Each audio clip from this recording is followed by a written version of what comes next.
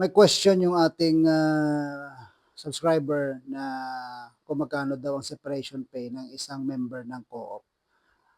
Kung ikaw ay isang member ng co-op, wala kang separation pay kasi ang, pure member diyan, ang pera na inilagak mo lang ay yung, capital contribution mo bilang member. Ngayon minsan kumikita 'yan kasi pinapa-loan yang, pera ng co-op, eh. So, may interest dun sa mga loan. So may portion doon sa interest na binibigay sa mga members, 'no.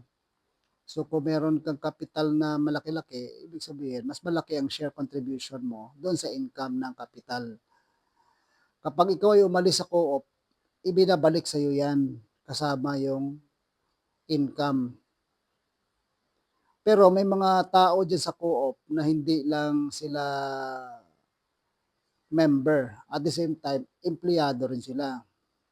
Kung at the same time empleyado ka, maliban sa ibinalik na sa'yo yung contribution ng capital mo, kailangan may separation pay ka pa. So halimbawa, allowed naman sa co-op yung, member ka na pero, encoder ka or staff ka or accounting admin ka,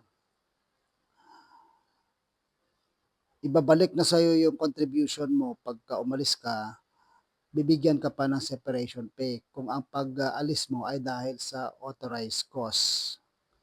Kasi ang separation pay 'di ba na pinag-uusapan natin is under Article 298 or 299 ng Labor Code kung na-retrench, na-redundant, et cetera. So may separation pay na may balik pa ng contribution.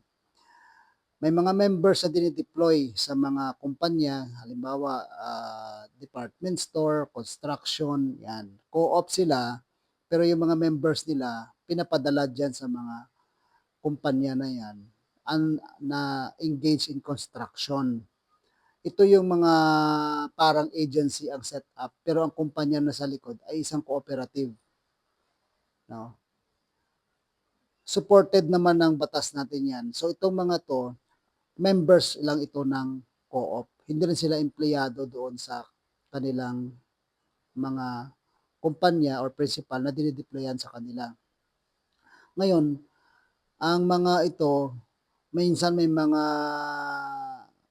separation pay provisions 'yan. Minsan may mga kung ano-anong benefits din na binibigay sa kanila, 'no. Parang kung ano yung mga benefits minsan na nakukuha ng empleyado nire-reflect din sa kanilang mga kontrata, parang gano'n lang, 'no. Ang ibang mga co-op parang way to play safe na kung sakaling mapatunayan na walang,